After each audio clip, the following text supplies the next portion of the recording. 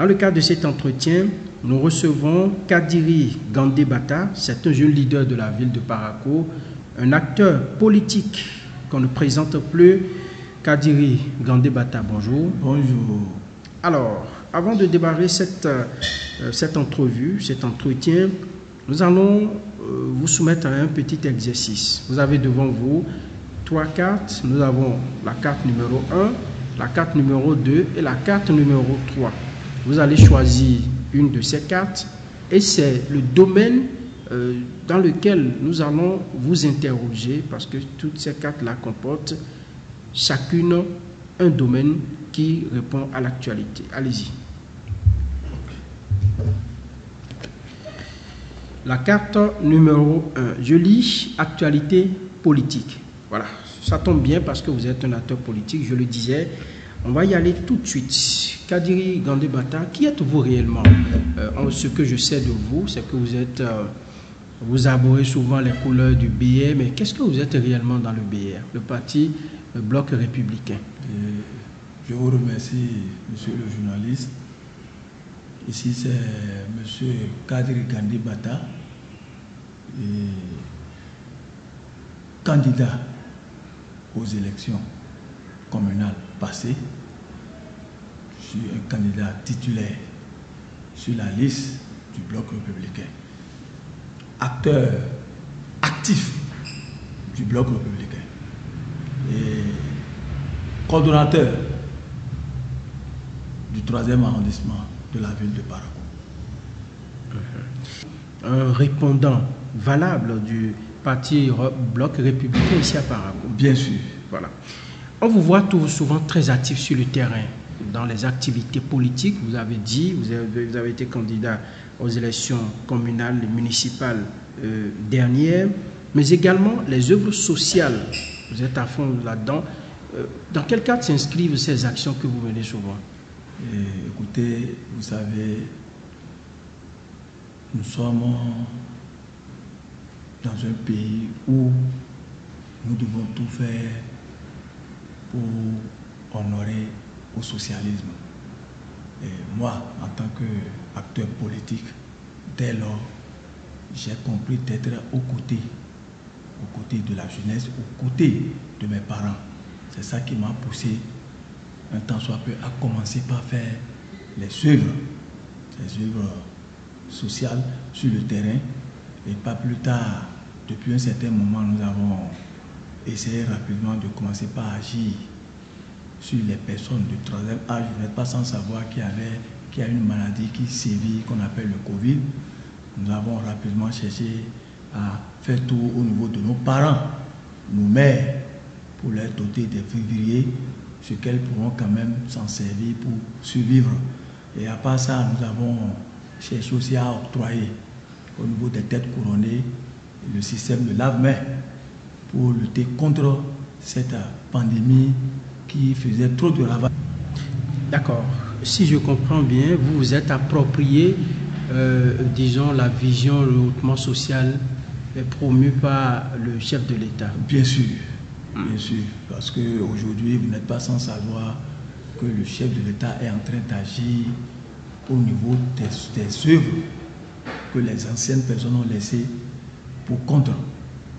Et c'est ça, aujourd'hui, que le chef de l'État est en train de tout faire pour donner une valeur à ça. Donc, nous sommes obligés de soutenir le chef de l'État dans ses actions. C'est ça qui a fait ici, un temps soit peu, ce n'est pas nécessairement la politique, je suis toujours collé à la base, à nos frères, nos parents, nos enfants, pour quand même encourager le chef de l'État à aller. Alors, 2023, c'est une année majeure pour le peuple béninois, pour la nation béninoise. Nous allons organiser les élections législatives. Comment vous entrevoyez cette année, ces élections qui arrivent? Je pense que je suis dans un parti très organisé. Et tout ce qui se passe aujourd'hui, notre amour que nous avons, c'est que le Bloc républicain puisse avoir beaucoup de majorité au niveau de ce nouveau Parlement. Et je suis sûr que le président, pour ne pas dire le secrétaire général, M. Abiol Biotchane, avec le comité, sont en train de tout faire pour que les fois à venir, la majorité des députés qui seront à l'Assemblée soient du bloc républicain, pour soutenir le chef de l'État dans sa vision. Donc aujourd'hui, 2023 est là, déjà. Nous n'allons pas attendre le dernier jour avant de commencer par courir. Et je suis sûr et certain que le président, le secrétaire général Ablaye Biotchane est en train de mettre tout en œuvre pour que, pour les fois à venir, le Parlement soit rempli du bloc républicain. D'accord. De bloc républicain, mais quelle place pour la jeunesse aujourd'hui? Qu'est-ce que vous attendez de ces responsables du BR en termes de promotion de la jeunesse que vous représentez? D'ailleurs, le bloc républicain est un parti constitué la majorité des jeunes.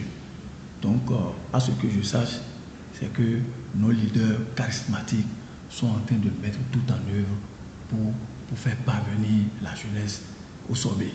Donc, je suis très fier. Au passage, je salue le leadership, le dynamisme de tous ces leaders, de nos aînés, qui sont en train de mettre en œuvre tout pour que ce pays, les autorités qui iront à l'Assemblée soient trop au niveau de la jeunesse. D'accord. Nous allons terminer cet entretien. Kadiri Gandhi-Bata, parlez-nous de vos ambitions. Parakou est une commune qui est en pleine expansion, qui se développe un peu et qui a besoin de toutes les énergies possibles. Quelles sont vos ambitions à court, moyen et long terme?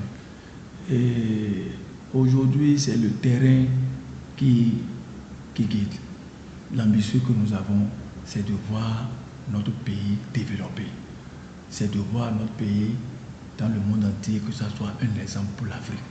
Et avant que cela ne se passe, il va falloir que nous, jeunes acteurs politiques, que nous revenions à la base, que nous sensibilisons nos parents, nos frères, nos amis, à quand même aller dans la même vision que le chef de l'État. Parce qu'aujourd'hui, vous n'êtes pas sans savoir que le Bénin est en train d'étonner le monde entier. Le Bénin a pris, depuis un certain nombre d'années, le Bénin a décollé, le Bénin a pris un très grand élan. Et pour cela, nous, acteurs politiques, nous devons venir à la base, travailler à la base. Activité sociale, ambition politique, mais également travailler pour que la jeunesse, plaidoyer pour que la jeunesse soit bien positionnée lors des échéances à venir.